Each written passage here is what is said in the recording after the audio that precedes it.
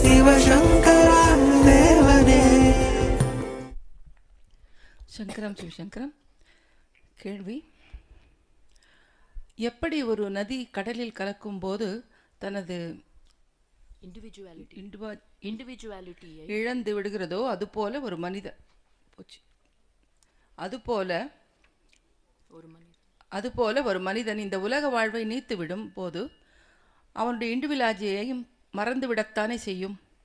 இன்று ரமண மகரிஷியிடம் கேட்டபோது, எவ்வாறு நீர் ஆவியாகி மழை பொழிந்து அதுவே மறுபடியும் ஆறாகி கடலில் கலக்கிறதோ அது மாதிரி மனிதனின் முந்தைய பிறவிகளின் சமஸ்காரம் மறுபிறவிகளில் அவனுடைய இண்டிவிஜுவாலிட்டி பல ஜென்மங்களுக்கு கொண்டு செல்கின்றது என்று பதில் கூறியிருக்கிறார். தாங்களும் மனிதனின் முன் ஜென்ம வாசனாக்கள் அல்லது நிறைவேறாத ஆசைகள்தான் அவனது மறுபிறவியை கட்டமைக்கின்றன என்று கூறியிருக்கிறீர்கள். ரமணர் சொல்லும் சமஸ்காரம், தாங்கள் சொல்லும் வசனங்கள், இவை இரண்டையும் தெளிவுபடுத்தி அருள வேண்டுகிறோம். அடியும் எல்லாரும் சொல்கிறதும் ஒன்று தான்.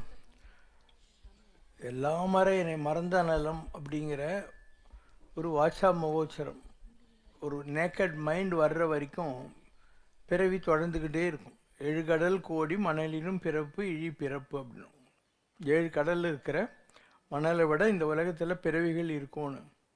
இப்போ ஏன் அந்த பிறவிகள் தோறும் தொடருதுன்னா, நமக்கு எண்ணங்கள் இருக்குது.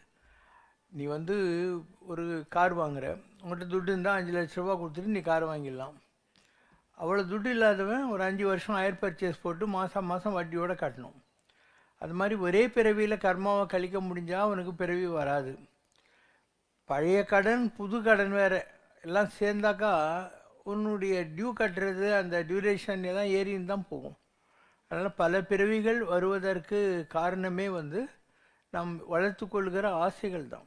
அப்போ ஆசானுகளும் துகளாயின பின்னுங்கிற மாதிரி எல்லா ஆசையும் பிளாஸ்ட் ஆகி ஒரு மைண்டு நேக்கடாயிடும். எதுவுமே இருக்கக்கூடாது, மைண்டில் தாட்டே இருக்கக்கூடாது. அப்போது அடுத்த பிறவிக்கான எந்த ஒரு காரண காரியமும் உனக்கு இல்லை. ஏன்னா you finish with all your vasanas desires. அதனால் பிறவிகள் இல்லாமல் இருக்குன்னா எண்ணங்கள் இல்லாமல் போகணும். ஜனங்க அந்த மாதிரிலாம் முடியாது. அவங்களுக்கு 1000 எண்ணங்கள் இருக்குது. 1000 வாசல் இதயம், அதில் 1000 எண்ணங்கள் உதயம் அப்படின்வாங்க. அதனால் கலகல கலகலான்னு ஆசை இருந்துகிட்டே தான் இருக்கும். நெஞ்ச கனகல் நெகிழ்ந்து நெகிழ்ந்த உருகன்றார். நெஞ்சம் ஆசைகளால் கனமாகிய கல்லாக இருக்குது, அது மெல்ட் ஆகணும், நெகிழ்ந்து உருக வேண்டும் என்பதற்காக நான் முருகனிடத்தில் தஞ்சமும் அருளும் கேட்டு இந்த கந்தர் அனுபூதியை பாடுகிறேன்றது தான் கந்தர் அனுபூதியம். அப்போது ஒரு 1000 காக்கா இருக்குதுன்னா ஒவ்வொரு காக்காவுக்கும் ஒரு கல் வச்சுன்னு அடிக்க தேவையில்லை. எல்லாத்துக்கும் சேர்த்து ஒரே கல் இப்படி தூரத்தை போடுற மாதிரி பானை காட்டி சூடுனா எல்லா காக்காவும் பறந்து போயிடும். அந்த மாதிரி நாம் எல்லா ஆசைகளையும் போக்குறதுக்கு ஒரே கல், அது முருகனாக இருக்கலாம், பிள்ளையாராக இருக்கலாம், பெருமாளாக இருக்கலாம், சிவனாக இருக்கலாம், அம்பாளாக இருக்கலாம், ஏதோ ஒரு கல்லை பிடிச்சிக்க வேண்டியிருக்கும். அந்த ஒரு கல்லில் இந்த காக்கா இல்லை ஆசை மாதிரி கலன்னு இருக்கு இல்லையா, எல்லாம் போயிடும்.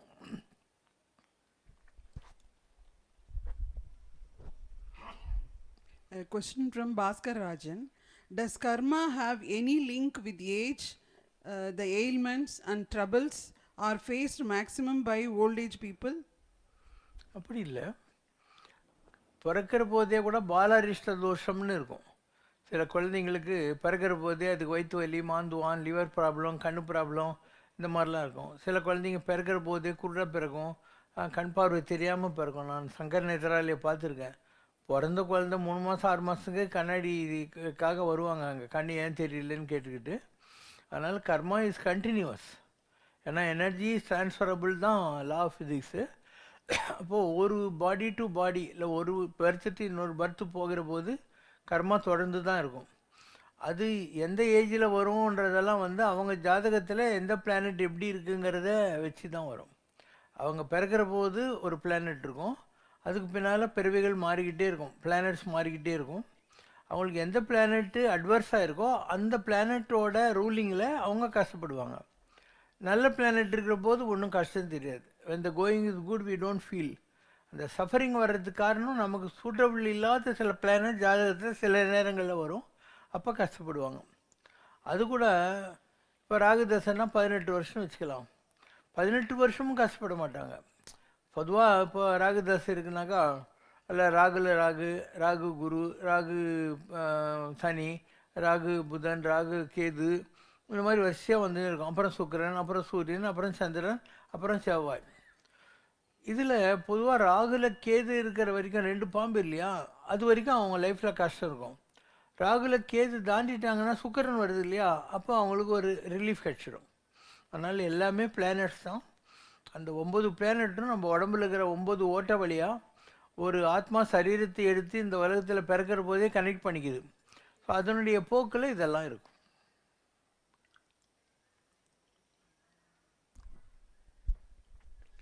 ராவணன் மகனான இந்திரஜித் எய்த நாகாஸ்திரத்தால் கட்டுண்டு மூர்ச்சையாகி போன ராமபிரானை விடுவித்ததால் கருடனுக்கு சற்று தலைக்கணம் ஏறிப்போனது. ராமபிரானை எல்லோரும் பரம்பொருள் என்கிறார்கள்.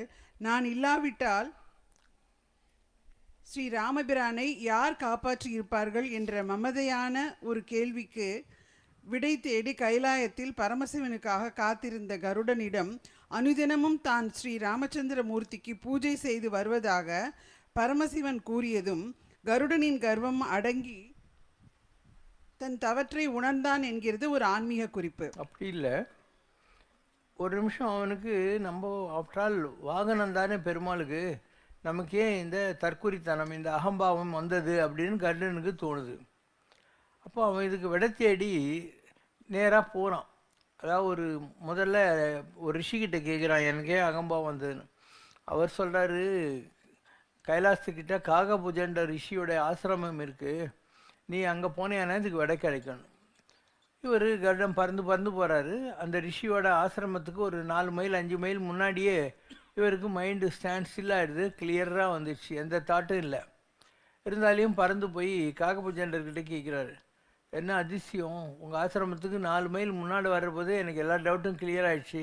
அப்படிங்கிற போது அவர் சிரிச்சுக்கிட்டே சொல்கிறாரு, நாங்கள் இந்த ஆசிரமத்தில் எத்தனையோ வருஷங்களாக ராமநாமத்தை தான் ஜபம் பண்ணிகிட்ருக்கோம் அப்படிங்கிற வார்த்தையை சொல்கிறார்.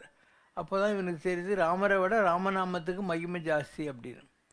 இப்போ ராமநாமம் வேறு ராமர் வேறுன்றதுக்கு என்ன காரணம்னா, இப்போ ராமர்ன்றது யார், ஒரு விஷ்ணுனாக்கா ஒரு டார்க் ப்ளூ கலரில் இருப்பார், சிவன்னா சிவப்பு கலரில் இருப்பார். இந்த சிவப்பு கலரையும் டார்க் ப்ளூ கலரையும் நீ வந்து பெயிண்டில் கலக்கி பார்த்தியானாக்கா ஒரு கலர் வரும், அதுதான் ராமரோட கலர்.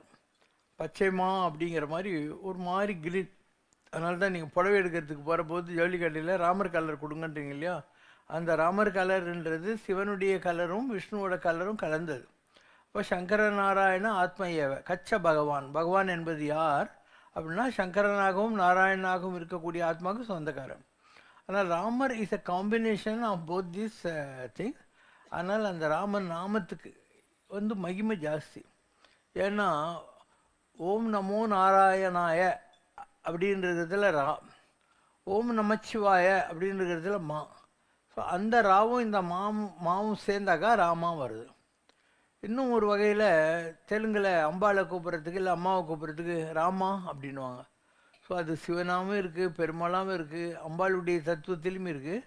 அதனால் ராமர்ன்ற ஒரு ஃபிசிக்கல் பீயிங்கை விட ராமநாமத்துக்கு மகிமை ஜாஸ்தி அப்படின்னு நம்முடைய புராணங்கள் எல்லாம் சொல்லப்பட்டிருக்கின்றன. இப்போ ஆஸ் அன் இண்டிவிஜுவல் ஒரு சிவசங்கர் இருக்காருன்னு வச்சுக்கோங்க, இது ஒரு ஃபிசிக்கல் பயாலாஜிக்கல் பாடி. ஆனால் அந்த சங்கரம் சிவசங்கரம்ன்றது பெருமாளுடைய 12 அக்ஷரங்கள் இருக்கு இல்லையா, கேசவாயன் கோவிந்தாயன் திருவிக்ரமன் வாமனன், அந்த 12னுடைய சாரம் சங்கரம் சிவ சங்கரம். ஸோ அந்த 12 எழுத்துக்கு மகிமை ஜாஸ்தி. அதனால தான் சமரேஷனால் பாடும், சங்கரம் சிவசங்கரம் எனும் மந்திரம் சுகம் தரும். சங்கரம் சிவசங்கரம் எனும் மந்திரம் சுகம் தரும். வேஷமின்றி கோஷமின்றி நாள்தோறும் அருள் புரியும் சங்கரம் சிவசங்கரம் எனும் மந்திரம் சுகம் தரும். திவ்ய தரிசனமே எங்கள் ஜன்ம சாபல்யம், தீவினை தரும் சோதனை, சோதனை தரும் வேதனை, யாவும் சுமந்து சுமந்து சுமந்து சோர்ந்து போய் போன நெஞ்சுக்கு செய்த பாவங்கள் பல சேர்ந்திருந்தாலும் அபயம் அபயம் என்று நீ அழுது தீர்த்திடு என்று நீ சகல சுகமும் நித்திய சௌக்கியமும் தந்திடும் சிறுமந்திரம் சங்கரம் சிவசங்கரம் எனும் மந்திரம் சுகம் தரும். சம்ரஷ்ணாவில் இருக்கிற ஒரு பாட்டு. அப்போ மோர் தென் a ஃபிசிக்கல் பீயிங், அந்த வேர்ட்ஸ் இருக்கு இல்லையா, அதுக்கு பவர் ஜாஸ்தி. அதனால தான் முதலில் வார்த்தை இருந்தது, வார்த்தை ஆண்டவனோடு இருந்தது, அதுவே ஆண்டவனாக இருந்ததுன்னு பைபிளில் வரும். அப்போ அந்த வார்த்தை என்ன? ஓம். அந்த காலத்தில் இருந்தது. அந்த ஓம்காரத்தினுடைய வடிவத்தில் தான் இவங்கெல்லாம் வராங்க. எல்லா மகான்களுமே அங்கேருந்து தான் வராங்க. ஆகாசில் ஒரே ஒரு ஓம்காரம் தான் இருக்குது. அந்த ஓம் என்பது மூணாம் பிரியுது. ஆ ஊ மா அப்படின்னு பிரியும், OHMன்னு பிரியும், இல்லை AUMன்னு பிரியும். அப்போ ஒவ்வொன்றுத்துலேயும் இப்போ ஏ அப்படின்னாக்கா பிரம்மம், யூ அப்படின்னா ப்ரொடெக்டிவ் எனர்ஜி, னாக்கா நெகட்டிவ் எனர்ஜி, அழிக்கிறது, ருத்ர எனர்ஜி. இப்போ AUM OHM இது எல்லாமே ஒன்றே தான். மூணும் சுற்றி வளைச்சி இந்த மூணினுடைய கலப்பு. இதுதான் ஹோலி ட்ரினிட்டி அப்படின்னு சொல்கிறது. So all these are very important. ஒரு பாதிரியார் கப்பலில் போயிருந்தார். கப்பல் ஏதோ ரிப்பேருன்னு ஒரு கரையை அதெல்லாம் பாதிரியார் கேட்குறாரு, இங்கே என்ன இருக்குதுன்னு. ஒரு தீவு இருக்குது, ஒரு 3 கிழவனுங்க தான் இருக்கிறாங்க அப்படின்னு. சரி, நீங்கள் ரிப்பேர் பண்ணுற டைமில் நான் போய் பார்த்துட்டு வரேன்னு இவர் அந்த 3 கிழவனுங்களை தேடி போகிறாரு. நீங்கள் எப்படி ப்ரே பண்ணுறீங்க அப்படின்னு சொல்லி கேட்குறாரு. அவங்க ரொம்ப சிம்பிளாக ஒரு ப்ரேயரை சொல்கிறாங்க. அதாவது நாங்கள் இவ்வளோ தான் ப்ரே பண்ணுறோங்கிற மாதிரி. 3RV 3RE have Mercy ஆனஸ்ன்னாங்க. நாங்கள் 3 பேர், பகவான் 3 holy trinity, Brahma Vishnu Shankaran. 3RE 3RV have mercy on us அப்படின்னு. இல்லை இன்னும் நல்லா நீங்கள் சொல்லணும்னு அவர் அவங்களுக்கு மண்டி போடுங்க, இப்படி உட்காந்துக்கோங்க, கை இப்படி வச்சுக்கோங்க. பரமண்டலத்தில் இருக்கிற பிதாவே, உங்கள் நாமம் மகிமைப்படுவதாக. அன்றன்றைக்கு வேண்டிய ஆகாரத்தை எங்களுக்கு அன்றன்றைக்கு தாரும். நீங்கள் எங்கள் மேல் வைத்திருக்கும் அன்பு இந்த உலகத்தில் இருக்கிற எல்லா ஜனங்களிடத்திலும் ஜீவராசிகளிடத்திலும் எங்களுக்கு வருவதற்கு நீங்கள் அருள் கூறுவீராக. இப்படிலாம் கற்றுக் கொடுத்துட்டு ஆமேன் அப்படின்னா இவங்க அவர் கற்றுக் கொடுத்துட்டாரு. அவர் கப்பலில் போகிறார். அவர் கப்பலில் போயின்னுங்கிற போது இந்த 3 கிழவனுங்களும் தண்ணி மேலே நடந்து வர்றாங்க வேகமாக. இவர் என்ன பண்ணுறாரு, நீங்கள் சொன்னதில் எங்களுக்கு ஒரு சின்ன டவுட் இருக்குது அப்படிங்க. இவருக்கு தெரியுது அவன் தண்ணி மேலேயே நடக்கிற அளவுக்கு பவர்ஃபுல்லாக இருக்கான். நான் அவனுக்கு போய் இந்த ஒன்றை நான் ப்ரீச்சிங்கெல்லாம் பண்ணிட்டு வந்தேனேன்னு அப்படின்னு சொல்லி அவர் சேம் பவிஷியம் ஆகிடுவார். ஆனால் it is a faith which moves the mountain. And எந்த நம்பிக்கையோடு யார் அதை சொல்கிறார்களோ அவங்களுக்கு அது பலன் கிடைச்சே தரும். இப்போ இந்த சங்கரம் சிவசங்கரமெல்லாம் இருக்கு இல்லையா, இதுக்கு நிறைய பவர் உண்டு. இப்போது நம்ம நிறைய புக்ஸ் எல்லாம் போட்டிருக்கோம். அதில் பல மிராக்கள் இந்த பேரே நடத்தியிருக்கு. ஒரு தடவை மாண்டியாவில் ஒரு வாஷ் பேசின்கிட்ட ஒரு ஆள் ரத்த வாந்திரி எடுத்துன்னு இருக்கான். அவங்ககிட்ட ஒரு வயசான பொம்பளை, சுவாசினின்னுவாங்க, ஒரு மிடில் ஏஜ் லேடி, ஒரு சின்ன பாலா அப்படின்வாங்க. இந்த 3 பேர் போய் நீ சங்கரம் சிவசங்கரம் சொல்லு, நீ நல்லாயிடுவேன்னு. அந்த சொன்ன உடனே அந்த ரத்த வாந்தி நின்று போகுது. இப்படி ஒரு அனுபவம் வந்துருக்கு. திருத்தணி குளத்தில் யாரோ கடவுள் மாமா புக்கை பிடிச்சிட்டு முழுகிடுறாங்க தண்ணியில். ஆனால் அவங்க அந்த சங்கரம் சிவசங்கரம் சொன்ன உடனே அவங்களும் நனியில், புக்கும் நனியில், தண்ணி விட்டு மேலே வந்தாங்க. இந்த மாதிரி நிறைய அனுபவங்கள் ஒரு காலத்தில் நடந்திருக்கு. இந்த பேருக்கே அவ்வளோ மகிமை இருக்குது. அதனால் more than a physical entity call Sivasankaran, the name is more powerful. அதனால் what is in a name அப்படின்ற கேள்விக்கு அவர் சொல்கிறார், a rose is a rose is a ரோஸ்னுவார். நீ சொன்னாலையும் சொல்லனாலையும் ரோஜாவாக தான் இருக்கும். அதனுடைய லுக்ஸு, அதனுடைய வாசனை இதையும் மாற்றிட முடியாதுங்கிற மாதிரி. ஸோ எனி நேம், ஓம் நமச்சிவாயா இல்லை ஓம் நமோ நாராயணாயா இல்லை அம்பாளுடையது எதுவாக இருந்தாலும் அந்த நேம்களுக்கு அவ்வளோ பவர் உண்டு. அதனால தான் இந்த வார்த்தை என்றது பாரதியார் சொல்வார். இதில் சொல்லில் விளங்கா நிர்வாணம்னு சொல்லுவாங்க இல்லையா, அந்த மாதிரி பாரதியார் சொல்கிற மந்திரம் போல் வேண்டுமடா சொல்லின்னு ஆற்றல் அப்படின்வார். ஒரு வார்த்தை சொன்னால் அது மந்திரம் மாதிரி நமக்கு பலன் ஆகணுங்கிறது தான் பாரதியுடைய வாக்கு. அதனால் வார்த்தை இஸ் மோர் இம்பார்ட்டன்ட். அதனால தான் வார்த்தை இருந்தது, அதுவே ஆண்டவனாக இருந்தது அப்படின்னு கடவுளுக்கு சொல்கிறதுக்கு அதுதான். So you can try any name of your choice. பேராயிரம் பரவி வானோரும் ஏத்தும் பெம்மான். 1000 சாஸ்திரநாமத்தை சொல்லி தேவர்களே கடவுளை கும்பிட்றாங்களாம். ஒரு நாமம் ஓர் உருவம் இல்லாருக்கு 1000 திருநாமம் பாடினாம் தெல்லையனம் கொட்டாமோ. அவனுக்கு ஒரு பேர் இல்லை, ஒரு ஊரில் நாம் தான் 1000 பேரை சொல்லி அவனை கும்பிடுறோம். ஏதவன் பேர் ஏதவன் ஊர் யார் உற்றார் யார் அயலார். அவனுக்கு பேர் ஏது, ஊர் ஏது, வேண்டியவங்க யார், வேண்டாதவங்க யார், இப்படி நிறைய பாடல்கள் இருக்குது. அதனால் பேர் தான் ரொம்ப இம்பார்ட்டன்ட். தேவாரத்தில் வரும், முன்னர் அவனது நாமம் கேட்டாள் பேத்தும் அப்பெற்றியனுக்கே பிச்சியானாள் தலைப்பட்டாள் நங்கை தலைவந்தாளின்னு வரும். கடவுளுடைய பேரை தான் முதல்ல கேட்டாலாம். அந்த பேரை கேட்ட உடனே அவளுக்கு ஏதோ விட்டுக்குறை தொட்டக்குறை லவ் வந்துச்சான்.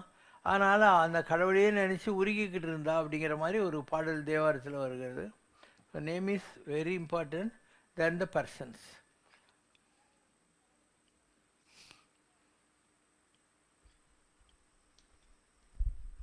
கை நிறைய சம்பளம் சலுகைகள் கொடுத்தும் நிறுவனங்களால் தங்களிடம் வேலை பார்ப்பவர்களை வேலையில் தக்க வைத்து கொள்ள முடிவதில்லையே.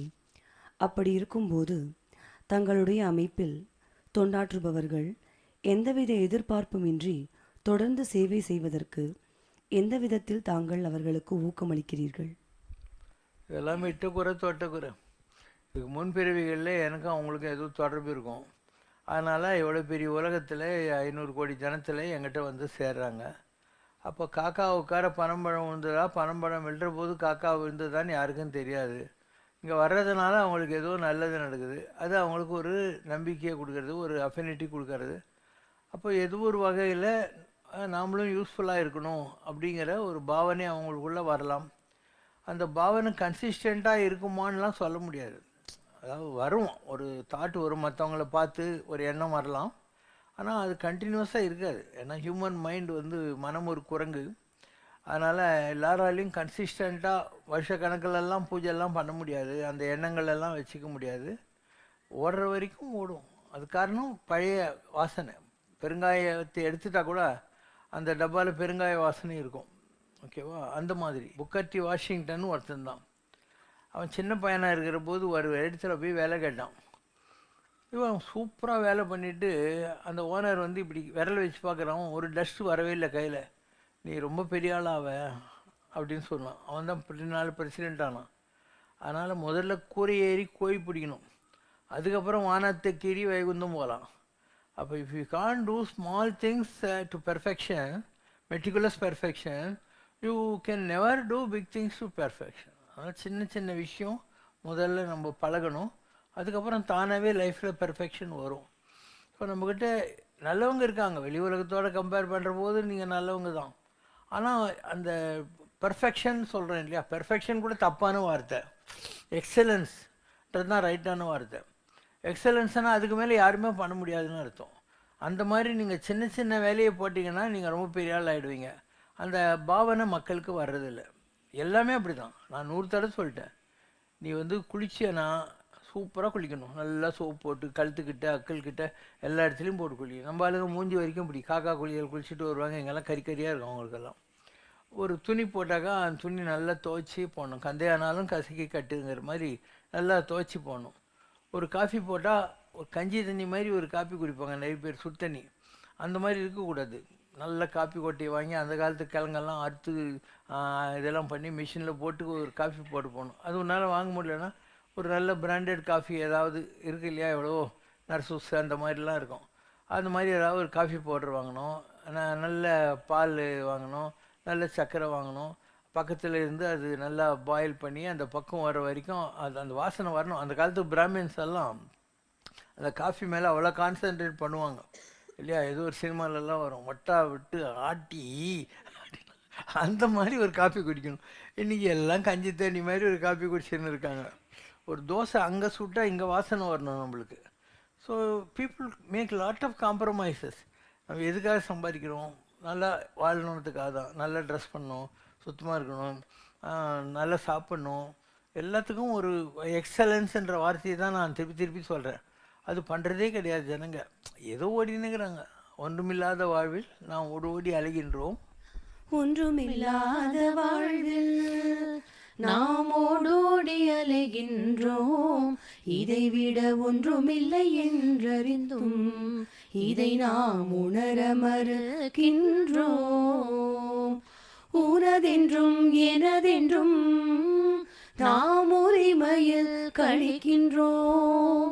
ஒன்றுக்கும் உதவாத உறவுகளில் நாம் ஊறி திளைக்கின்றோம். பணம் புகழ் பெரிதென்று நாம் பரிதவி தழுகின்றோம். ஒரு பதவி கிடைக்கவென்று நாம் பகட்டாய் திரிகின்றோம். உண்மை சந்தோஷம் அதை உண்மையாய் உணரச் செய்வார் இவரை நாம் உபயோகித்த பின்னே நாம் உதறி எறிகின்றோம். தனக்கென்று எதுவும் இல்லை, இவர் நமக்கென்று உலகில் வந்தார். கலியுக சம்ரக்ஷணமே இவர் தம் காலடி பணிந்திடுவோம். ஒன்றுமில்லாத வாழ்வில் நாம் ஓடோடி அலைகின்றோம். இதைவிட ஒன்றுமில்லை என்றறிந்தும் இதை நாம் உணர மறுக்கின்றோம். ஓடினுங்கிறோம், எதுக்கு ஓடுறோம் நமக்கு தெரியவே இல்லை. ஒரு ஆள் எப்போ பார் புலம்பிக்கினே இருந்தான். கடவுள் அவன் கனவுல வந்தார், என்னை ஏன் இப்படி வச்சிருக்கேன், நாளை காத்தால கிராம பஞ்சாயத்து தலைவரை போய் பாரு, உனக்கு நிறைய இடம் தர சொல்கிறேன். இவன் ராத்திரிலாம் தூங்கலை, நமக்கு நிறைய இடம் கிடைக்க போகுதுன்னு காலையில் டிஃபன் கூட சாப்பிடல, வயிறு கனமாகிடும்ன்ட்டு ஒரு தண்ணி பாட்டில் மாத்திரம் எடுத்துன்னு போனான். ஆமாம், கடவுள் எங்கிட்டையும் சொல்லியிருக்காரு, இந்த இவ்வளோ இடம் எங்கள் ஊரில் இருக்குது, நீ வந்து காலையில் 6 மணிக்கு ஆரம்பித்து சாயந்தரம் 6 மணிக்குள்ளே எவ்வளோ தூரம் ஓடி திரும்பி வர்றியோ அது அந்த லேண்டெல்லாம் உந்துன்ட்டாங்க. ஒரே சந்தோஷம், ஓடினேங்கிறான், தண்ணி கூட குடிக்கல. 12 மணி ஆயிடுச்சு திரும்பணும். ஆனால் இவன் இன்னும் ஒரு மணி நேரம் ஓடி கொஞ்சம் ஜாஸ்தி இடம் கிடைக்கும்ன்ட்டு 1 மணி வரைக்கும் ஓட்டு 7 மணி நேரத்தில் ஒன்று 5 மணி நேரத்தில் கேலப் பண்ணி வரான். வின்னிங் போஸ்ட் கிட்ட வந்த உடனே கீழே வந்து செத்து போகிறான். ஊர் ஜனங்கள்லாம் சிரித்தாங்களாம், இவனுக்கு வேண்டியது 6 அடி நிலம், ஓடி ஓடி எல்லாம் பாரு என்ன பண்ணான்ட்டு. அந்த மாதிரி தான் நம்ம கூட, நமக்கு வேண்டியது 4 முழம் வேஷ்டி, ஒரு நாளி உணவுன்னுவாங்க, இவ்வளோதான். இதுக்காக நாம் மாஞ்சி மாஞ்சி ஊரடிச்சு வலையில் போட்டு அவங்கள ஏமாற்றி இவங்கள ஏமாற்றி, இல்லை அந்த படிப்பு படித்து இந்த படிப்பு படித்து ஏதோ ஒன்று பண்ணிகிட்டே இருக்கும். நீ என்ன படித்து என்ன சம்பாதிச்சாலையும் 40% டேக்ஸுக்கு போகுது. அது போக நீ கார் வாங்கணும், அதுக்கு பெட்ரோல் ஊற்றணும், இன்சூரன்ஸ் எடுக்கணும், $1500 கம்மி உனக்கு ஃப்ளாட்டு கூட கிடைக்காது அமெரிக்காவில். இவ்வளோ கஷ்டப்பட்டு மாஞ்சி மாஞ்சி நீ அமெரிக்காவை பணக்காரன் ஆக்கிடுற. ஏதோ கொஞ்சம் சேவிங் இருக்கும், அது நீ ஒரு 2 வருஷத்துக்கு ஒருக்கா இந்தியாவுக்கு ஹாலிடேக்கு வர்ற போது எல்லாருக்கும் பொம்மை பலூன் ஏதாவது வாங்கின்னு வரணுமா, இப்படி எல்லாம் போயிடும். ஸோ ஜனங்க எதுக்கு ஓடுறாங்கன்னு யாருக்குமே தெரியறதில்ல. All the people are running for what they're running they don't know. நமக்கு வேண்டியது ஒன்றுமே இல்லை. நான் சொன்ன மாதிரி தான், ஒரு கோமணங்கட்டின்னு இருக்க முடியும், ஒரு கிளாஸ் கூழ் குளிச்சுட்டு வாழ முடியும், ஒன்றும் ப்ராப்ளமே இருக்காது. மக்களுக்கு இதெல்லாம் புரியறதில்ல. They think saying I am working in this company, I am earning so much. You are not earning, you are spending. You are not earning, you are spending. அதுவும் வேலை இருக்குமா இல்லையான்ற டென்ஷன் வேறு இருக்கும். இப்போ நிறைய பேருக்கு ஆர்டிஃபிஷியல் இன்டெலிஜென்ஸ்லாம் வந்துச்சு, வேலை நிறைய பேருக்கு போயிடும். ஸோ அவங்கெல்லாம் ஒரு $70,000 $90,000 சம்பாதிச்சவனுக்கு வேலை போயிடுச்சு, இல்லை அவங்க வந்து எக்ஸ்டெண்ட் பண்ணலைன்னு வச்சுக்கோயேன், சிட்டிசனாக இருந்தாக்கா துரத்த மாட்டான். மற்றபடி இந்த டெம்பரரி ஒர்க் பெர்மிட்டுக்கு போனவனெல்லாம் துரத்தி விட்ருவானுங்க. ஸோ இங்கே வந்த உடனே you have to compete with the local people who are already working for 2 lakhs 2.5 lakhs at the maximum. So அவங்களுக்கும் சம்பளம் குறைக்க போகிற நீ வந்துட்டு உனக்கும் சம்பளம் கம்மியாக தான் கிடைக்க போகுது. எல்லாருமே வந்து இப்போது கஷ்டப்படுற காலம்தான் வந்துன்னு இருக்குது, உங்களுக்கு தெரியல. நீங்கள் சும்மா டிவியில் பார்த்தது தெரியும். Now whatever we can do, artificial intelligence doing 100 times better. அவ்வளோ நல்லா. இப்போ நம்ம பாட்டெல்லாம் இருக்குது, செல்லா மேடம் என்ன பண்ணுறாங்க, அதுக்கு டியூனு ஆர்டிஃபிஷியல் இன்டெலிஜென்ஸில் போடுறாங்க, சூப்பர் டியூன்லாம் வருது. நேற்று கூட ஒரு டியூன் அனுப்பிச்சாங்க, நான் நல்லா இருக்குன்னு அப்ரிஷியேட் பண்ணேன். சொல்லுங்கள், எங்கே செல்லா மேடம் போயிட்டாங்க? எங்கம்மா நேற்று ஒரு டியூன் நான் அப்ரிஷியேட் பண்ணேனே, எங்கே அது? இத்தனைக்கு இந்த அம்மா என்ன கம்ப்யூட்டர் படித்தாங்களா, என்ஜினியரா? ஒன்றும் இல்லை, ஒரு ஆர்வத்தில் அவங்களா எல்லாம் உழுந்து பிறண்டு எல்லாம் கற்றுக்குறாங்க சூப்பராக. மெதுவாங்க, அப்புறம் மூச்சு வாங்கும். Very silently she is doing great work. இப்போ இவங்க ஷார்ட்டாக சிலதெல்லாம் பண்ணி போட்டுன்னு இருக்காங்க. அது நிறைய பேருக்கு ரீச் ஆகுது. ஏன்னா no one has a time to go for ½ an hour. இவங்க ஷார்ட்டாக ஒரு 3 minutes 5 minutes இவ்வளோ தான் போடுறாங்க. ஒரு சின்ன தீம் எடுத்துன்னு போடுங்க.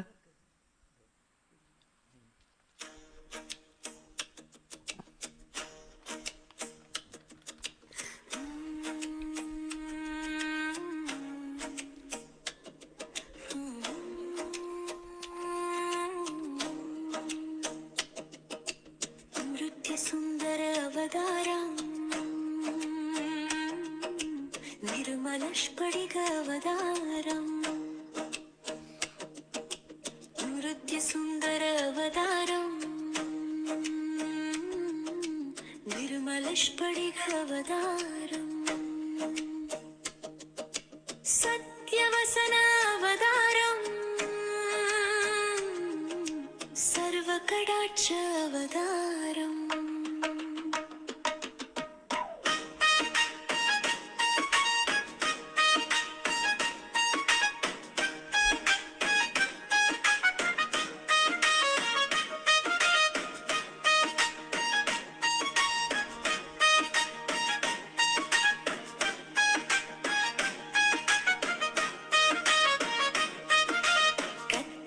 வந்த அவதாரம் கருணையல அவதாரம். ஓகேவா? இது ஆர்டிஃபிஷியல் இன்டெலிஜென்ஸில் போட்ட டியூன் தான். நல்லது தானே இருக்குது ஒன்று. அதே மாதிரி இவங்க ஷார்ட்டாக என்ன ஸ்பீச் கட் பண்ணி போகிறாங்க. ஏதாவது ஒரு சின்ன ஷார்ட் ஸ்பீச் போடுங்க. ஞானத்துக்கு அதிபதி. நீங்கள் நினச்சிட்டு இருக்கீங்க இந்த ராகு சனி கேதெல்லாம் தொந்தரவு பண்ணணும், அப்படிலாம் ஒன்றும் இல்லை. ஒரு ஆஃபீஸர் இருக்கிறார் உங்கள் ஆஃபீஸில். உங்களுக்கு வேண்டிய ஆஃபீஸராக இருந்தால் உங்களுக்கு நல்ல சலுகைலாம் கொடுப்பாரு, வேண்டாத ஆஃபீஸர் இருந்தால் வேணும்னு தப்பு கண்டுபிடிப்பார். அந்த மாதிரி உங்களுடைய ஜாதகத்தில் 9 கிரகம் உங்களுக்கு வேண்டியது சிலது இருக்கும், வேண்டாதது சிலது இருக்கும். ஸோ வேண்டிய கிரகங்கள்லாம் உங்கள் வாழ்க்கையில் வருகிற போது உங்களுக்கு எந்த ப்ராப்ளமும் இருக்காது. கொஞ்சம் வேண்டாத ஆஃபீஸர் வந்தால் படுத்துவாங்கிற மாதிரி நமக்கு நெகட்டிவாக இருக்கிற பிளானட்ஸ் வர்ற போது ஏதாவது நமக்கு நேக்ஸ் இருக்கும். இவ்வளோதான் வாழ்க்கை. இந்த கிரகம் நல்லது அந்த கிரகம் கெட்டதெல்லாம் ஒன்றும் கிடையாது. அப்போ சேட்டன் நல்லது செய்யும், ஞானத்துக்கு அதிபதி. கேது நல்லது செய்யும், ஞானத்துக்கு அதிபதி. அது இருக்கிற பொசிஷனை வச்சுக்கிட்டு தான் இந்த உலகத்தில் மாறுதல்கள்லாம் வரும். அப்போ சனி பகவான் இருக்கிறார் இல்லையா, அவர் ஞானத்தை கொடுக்கக்கூடியவர். சேட்டன் வந்து சித்தர்கள், ஞானிகள், யோகிகள் இவர்கள் சேரும் இடம் எது? சித்தர்கள், யோகிகள், ஞானிகள் மூணும் கொஞ்சம் கொஞ்சம் டிஃப்ரெண்ட்டான கமாடிட்டிஸ். சித்தர்களுங்கிறவங்க அவங்க ஒன்றுமே செய்ய மாட்டாங்க. வேறு யார்கிட்ட இருந்தோ அவங்களுக்கு அந்த எனர்ஜி வரும். It's a transferred energy from X to Y body. அதுதான் சித்தர்கள்ன்றது. சித்தம்னா mind. So it's all transfer of energy. யோகின்றது என்னென்னா இவங்க முயற்சி பண்ணி வெளியில் இருக்கக்கூடிய பிரபஞ்சத்தையும் தங்களுக்குள்ள அண்டம் பிண்டம்ன்றோம் இல்லையா, இந்த ரெண்டுத்தையும் ஒன்றா சேர்க்கறது. ஜோட்னா, அந்த ஜோட்னா தான் யோகின்றது. ஓகே, ரெண்டுத்தையும் ஒன்று சேர்க்கறது. இன்னொன்று ஞானிங்கிறவன் இந்த உலகத்தில் எது நல்லது எது கெட்டதுங்கிறதெல்லாம் வந்து தெரிஞ்சுக்கிட்டவன். ஞானம் குத அப்படிங்கிற கேள்வியை கேட்குறார் ஆதிசங்கரர். அதுக்கு அவர் சொல்கிற பதில் வந்து சிவாய தேவ. யார் வந்து சிவனுடைய நிலையை அடைஞ்சிட்டாங்களோ அவங்கெல்லாம் ஞானிகள். முருகன் யார்? ஞான பூதரத்து உச்சியில். ஞானத்துக்கு ஒரு மலை இருந்தால் அதுக்கு உச்சி இருந்தால் அதுதான் சிவன். ஞான பண்டித சாமி நமோ நம. ஞானத்தில் இருந்து பண்டிதனாகனாக்கா ரொம்ப ஸ்காலர்லியாக இருந்துட்டு இருக்கக்கூடிய முருகப்பெருமான் அப்படின்னு அர்த்தம். ஸோ ஞானம் என்பது ரொம்ப உயர்ந்த ஒரு என்லைட்டன் லெவல். அது சிவன் முருகன் இந்த நிலைகள் அடைஞ்சவங்களுக்கு வருது. இல்லைன்னா ஞானி ஞானி என்று சொன்ன பேய்கள் கோடி கோடியே அப்படின்னு திருமூலர். எல்லாரும் ஞானின்னு சொல்லிக்கிறான், அவன்லாம் ஞானியே கிடையாது, அவன்லாம் பேய் அப்படிங்கிறார். ஸோ இந்த மூணுத்துக்கும் ஒரு டிஃப்ரென்ஸ் இருக்குது. ட்ரான்ஸ்ஃபர் ஆஃப் எனர்ஜின்றது வேறு. இப்போ ஒரு சுந்தரன் ஒரு முனிவர் இருந்தார். அவர் காட்டில் போகிறார். மூலன் ஒரு ஆட்டிடையன் இறந்து கிடக்கிறான். அவனை சுற்றி ஆடுங்கலாம் அன்னு சோகமாக உட்காந்துருது. இவர் எவ்வளோ நல்லவனாக இருந்தால் ஆடுங்கலாம் அவனுக்காக அழுவுதுன்னு சொல்லி தன் உடம்பு ஒரு மலையில் குகையில் வச்சுட்டு அந்த ஆவி கூடு விட்டு கூடு பாஞ்சி இந்த மூல உடம்புல ஆடுகளெல்லாம் மேய்ச்சிக்கிட்டு வீட்டுக்குள்ளே போகிறாரு. எல்லாம் முடிஞ்ச உடனே ஒய்ஃப் ராத்திரி குடும்ப நடத்துறதுக்கு ஓடி வரா. இவர் சொல்கிறார், அம்மா நான் உன் கணவன் உடம்புல இருக்கேன், ஆனால் நான் சாமியார் அப்படின்னு. அவள் குய்யும் உயரும் ஊருக்கு கூட்டிடுறான். அப்போ அவர் வாங்க காட்டுறேன்னு போய் அந்த உடம்பை காட்டுறாங்க. ஊர் ஜனங்கள்லாம் சொல்கிறாங்க, நாங்கள் நம்புகிறோம் சாமி, ஆனால் இந்த குடும்பத்துக்கு ஒரு ஆதரவு வேணும், ஆடுக்கு மேமாத்தின்னு குடும்பத்தை பார்த்துக்கிறதுக்கு. நீங்கள் இந்த மூலனுடைய உடம்புலேயே இருந்து இந்த குடும்பத்தில் இருங்க, குடும்பம் நடத்த வேணாம் அப்படின்னு அந்த சுந்தர மாமுனிவருடைய உடம்பை எரிச்சிடுறாங்க. அவர் தான் திருமூலராக இருந்து திருமந்திரம்னு 3000 பாட்டை எழுதினவர். ஒரு ஆதிசங்கராச்சாரியார் குடும்ப வாழ்க்கை என்னன்னு சொல்லி மண்டன மிஸ்ருடைய மனைவி சரசவாணிக்கு பதில் சொல்லணும். அதே நிலமில் போகிறாரு. அப்போ காசிராஜன் இறந்து கிடக்குறான். இவர் தன் உடம்பு ஒரு குகையில் வச்சு காசிராஜன் உடம்புக்குள்ளே போய் ராஜ்ய பரிபாலனை பண்ணி ராணி கூட குடும்பம் நடத்தி குடும்ப வாழ்க்கை என்னான்னு தெரிஞ்சுக்கிறாரு. மந்திரி கண்டுபிடிச்சிடுறான், பழைய ராஜா மக்கு இந்த ஆள் ஏதோ வேற ஆளுன்னு ஒருத்தர்கள் அனுப்பிச்சு ஏதாவது ஒரு மகானுடைய உடம்பு இருந்தால் எரிச்சிருங்கன்னு. அவங்க எரிக்கிறாங்க. எரிக்கிற போது கை கட்ட மாதிரி எரிஞ்சு போகுது. இவர் சுரீர்னுது, இந்த ராஜா கேடு கெட்டான்னு அங்கே போயிடுறாரு. இப்போ கை கரியாக இருக்குது, உடம்பு நல்லா ஆகிட்டு எந்திரிக்கிறார். அவருடைய சிஷ்யர் சொல்கிறார், பத்மபாதர், சாமி ஒரு மகான் ஆசீர்வாதம் பண்ணுறதுக்கு கை நல்லா இருக்கணும், இல்லை நரசிம்மசாமி தான் நெருப்பு கடவுள், நான் ப்ரே பண்ணுறேன் அப்படின்னு அவங்க லக்ஷ்மி நரசிம்ம கராவலம்ப சோத்திரம் பாடி அவர் கை வந்தது அப்படிங்கிறது நம்ம இது இருக்குது. இப்போ இந்த உடம்பு விட்டு உடம்பு மாறுறது, கூடு விட்டு கூடு பாயிறது, இந்த மாதிரியான விஷயங்களெல்லாம் நிறைய அந்த காலத்துலலாம் இருந்தது. இப்போ அந்த அளவுக்கு பவர் இருக்கிறவங்க இல்லை. ஏன்னா கலிகாலத்தில் அந்த மாதிரியான பவர்களெல்லாம் வந்து மிஸ்யூஸ் பண்ணுவாங்க, அப்யூஸ் பண்ணுவாங்க. அதனால் அந்த அளவுக்கு பெரிய ஆளுங்கள்லாம் இன்றைக்கி இல்லை. இல்லைன்னா ஒரு காலத்தில் ரொம்ப சாதாரணம். அஷ்டமா சித்திகளில் ஒன்று இந்த கூடு விட்டு கூடு பாயிருதுன்னு நிறைய மகான்கள் இதையெல்லாம் பண்ணியிருக்காங்க அந்த காலத்தில். ஓகே. இறைவனை அடைய தடையாக இருப்பது எது? இறைவன் நமக்குள்ளே இருக்கான்னு தெரியாத பாவனை. கடவுளை எங்கெங்கேயோ போய் தேடுறோம். இல்லாத இடம் இருக்கும் இடத்தை விட்டு இல்லாத இடம் தேடி எங்கெங்கோ அலைகிறார் ஞான தங்கமேன்னு ஒரு பாட்டுக்குது. அந்த மாதிரி கடவுள் யார்? மனதானை நமக்குள்ளேயே இருக்கான். மனத்தில் நின்ற கருத்தானை. எல்லா எண்ணங்களும் நம்மக்கிட்டேருந்து வருது இல்லையா? இந்த கேள்வி, அந்த கேள்விக்கான பதில் சொல்கிறது எல்லாம் கூட கடவுள் தான். நான் கடவுள், நீ கடவுள். இந்த உலகத்தில் எல்லாரும் கடவுள், எதுவும் கடவுள். எல்லாமே, எல்லா உயிரும் எண்ணுயிராயின, எல்லா உலகம் என்வசமாயின, எல்லாம் கடந்த என் நம்பலத்தீசர் எல்லாம் கடந்தும் என்னுள் இருந்தாரேங்கிறார். இந்த உலகத்தில் எல்லா ஜீவராசிக்கிட்டையும் அதே கடவுள் தான் இருக்கார். அதனால் நம்ம கடவுளை உலகம் பூரா தேடுறோமே தவிர நம்மக்கிட்ட தேடுறதே இல்லை. நான் சொல்லியிருக்கேன், ஒரு சத்திரத்தில் ஒரு திருடன் ஒரு வியாபாரி 2 பேரும் படுத்துனுக்கிறாங்க. திருடன் ராத்திரியில் எழுந்திரிச்சு அந்த வியாபாரியுடைய பொட்டி படுக்க எல்லாத்துலேயும் தேடி பார்க்குறான், ஒன்றும் கிடைக்கல, படுத்துக்கிறான். காத்தால் எழுந்திரிச்சு, நீ என்னையா வியாபாரி, ராத்திரிலாம் தேடி பார்த்தேன், உங்கள்கிட்ட ஒன்றுமே இல்லை, நீ என்ன வியாபாரம் செய்வேன்? அவன் சொல்கிறான், நீ திருடன்னு எனக்கு தெரியும் மூஞ்சி பார்த்த உடனே, அதனால் நான் என்ன பண்ணேன், நான் வியாபாரத்துக்கு எடுத்துன்னு போன பொருள்லாம் உங்கள்கிட்ட ஒழிச்சு வச்சுட்டு நான் ஜாலியாக தூங்கினேன், நீ எங்கிட்ட தேடினியா உங்கள்கிட்ட தேடினியான்னு. புரியுதா? அந்த மாதிரி கடவுள் என்ன பண்ணுறான், நீ எல்லா இடத்துலையும் தேடுவேன்னு தெரியும், அதனால் அவன் என்ன பண்ணுறான், அவனை உங்கள்கிட்ட ஒழிச்சு வச்சுட்டு நீ அவனை எல்லா இடத்துலையும் தேடுன்றான். கஸ்தூரிமான்னு உனக்கு அதுக்கு மூக்கு மேலே ஒரு வாசனை வருதுன்னு ஓடிக்கினே இருக்கும்.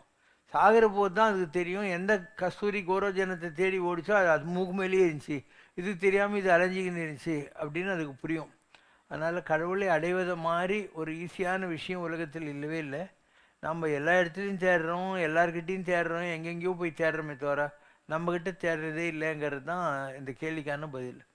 என்றைக்கு நீங்கள் உள்ளுக்குள்ளே தேட ஆரம்பிக்கிறீங்களோ, வெள்ளத்தில் உள்ளானும் வேங்கடத்து மேயானும் உலர்கண்டாய் நனைஞ்சு உள்ளுவார் உள்ளத்து உலர்கண்டாய் நனைஞ்சு. பார்க்கடலில் பள்ளி கொண்டிருக்கிறவன் வேங்கட மலைமே இருக்க எங்கே இருக்கான்? யாரெல்லாம் நினைக்கிறாங்களோ அவங்களுடைய உள்ளத்துக்குள்ளே இருக்கான்.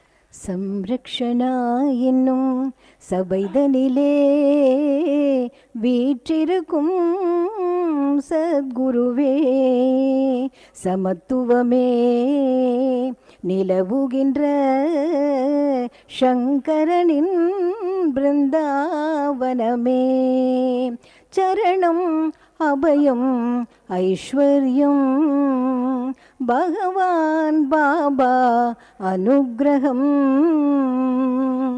தன்னை தானே உணர்வதுதானே பிறந்ததன் நோக்கம் என்று அறிவாயே, தன்னலமின்றி வாழ்ந்திடத்தானே பூமியிலே ஜனி மலர்பதம் பணிந்திடவே மார்க்கமுண்டு, மனதில் நினைத்திடவே மோட்சமுண்டு. சரணம் அபயம் ஐஸ்வர்யம், பகவான் பாபா அனுக்கிரகம். கடவுள் மாமா என்றழைத்தாலே கண்முன் தோன்றும் அற்புத ரூபம், கருணை பொங்கும் காருண்யமூர்த்தே பகவான் பாபா பதம் பணிவோமே. ஆனந்த நடம் புரியும் அருட்கடலே, ஆதி அந்தம் எல்லா பரம்பொருளே. சரணம் அபயம் ஐஸ்வர்யம், பகவான் பாபா அனுக்கிரகம். சம்ரக்ஷணா என்னும் சபைதனிலே வீற்றிருக்கும் சத்குருவே. அம்மையோடு அப்பனென வந்தவர்க்கு மங்களம், ஆசானும் தெய்வமுமாயானவர்க்கு மங்களம். இத்தனை துயர்களெல்லாம் தீர்ப்பவர்க்கு மங்களம், ஈஸ்வராவதார சிவசங்கரர்க்கு மங்களம்.